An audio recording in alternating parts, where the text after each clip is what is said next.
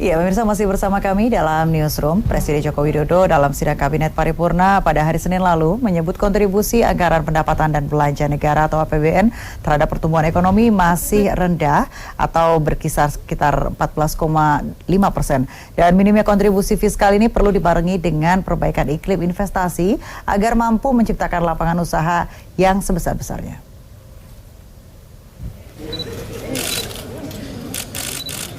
Dalam kesempatan ini, Presiden menekankan bahwa APBN hanya berkontribusi 14,5% ke PDB Indonesia. Meski begitu, Jokowi ingin RAPBN 2020 bisa menggambarkan kekuatan dan daya tahan ekonomi nasional dalam menghadapi gejolak eksternal. Baginya, arah penggunaan APBN ialah sebagai instrumen utama untuk mengakselerasi daya saing ekonomi Indonesia. Jokowi juga berharap APBN 2020 dapat dikelola dengan lebih fokus, terarah, dan tepat sasaran, khususnya memberikan manfaat yang besar bagi masyarakat seperti investasi di bidang sumber daya manusia dengan menciptakan kebijakan pelatihan vokasi dan pendidikan vokasi. Dan sekaligus memperlihatkan arah politik anggaran kita ke depan, yaitu lebih fokus untuk investasi pembangunan SDM, pembangunan sumber daya manusia secara besar-besaran. Yang kita harapkan nanti juga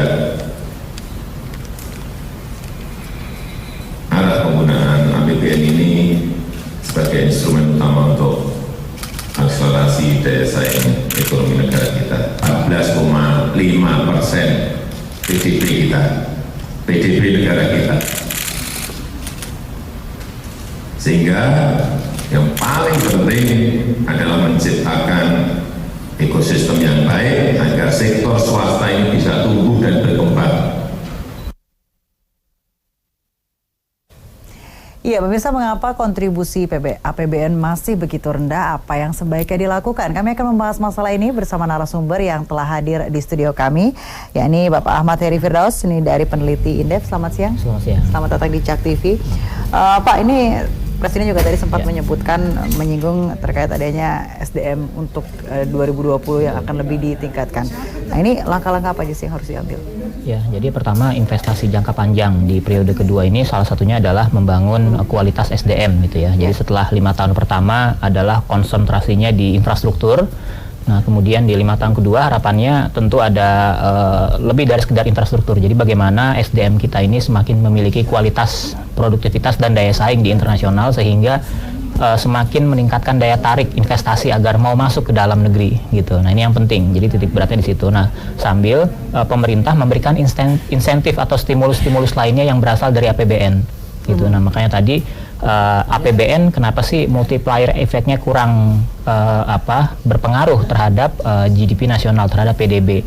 Kalau kita lihat berdasarkan kontribusi atau proporsi APBN terhadap ekonomi, terhadap PDB, kontribusinya memang relatif kecil ya, hanya berkisar kontribusi jadi dari 100% PDB 8,7% diantaranya itu berasal dari belanja pemerintah, gitu. Dan pertumbuhan di triwulan 2 juga relatif lebih tinggi, ya 8,23% tumbuhnya dibanding dengan triwulan 2 tahun 2018. Jadi memang kalau dilihat nilainya ya sudah relatif baik lah ya, di triwulan 2 ini tumbuhnya 8,2% belanja pemerintah dibanding tahun lalu. Kemudian kalau dilihat dari proporsinya, nah ini jadi proporsinya hanya memang relatif kecil, hanya sekitar 8,7%. Jadi dari 100% PDB, nah jadi 8,7%-nya itu merupakan rasio ya, belanja pemerintah terhadap PDB. Nah, inilah yang sebenarnya yang dicari adalah bukan besar kecilnya,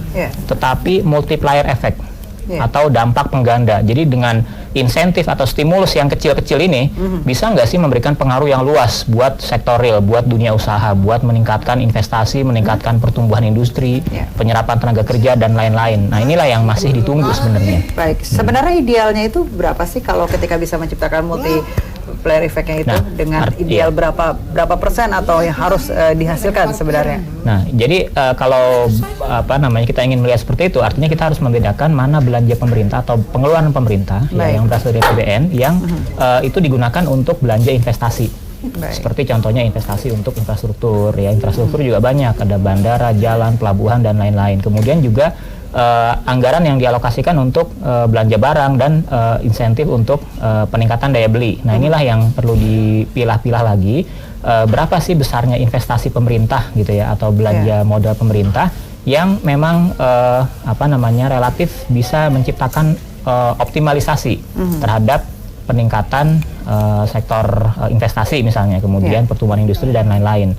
Dan yang lebih penting dilihat adalah efektivitas gitu ya. Kalau misalnya belanja modal untuk infrastruktur, nah pertanyaannya infrastruktur yang seperti apa yang memang dibutuhkan oleh investor? Apakah jalan sepanjang-panjangnya ataukah pelabuhan sebanyak-banyaknya? Takutnya itu kurang dibutuhkan, makanya dari itu perlu ada evaluasi dan kesesuaian ke depan antara kebutuhan dan supply-nya seperti itu. Baik, kami harus jeda sejenak Pak Heri. Pemirsa jangan kemana-mana, tetap bersama kami.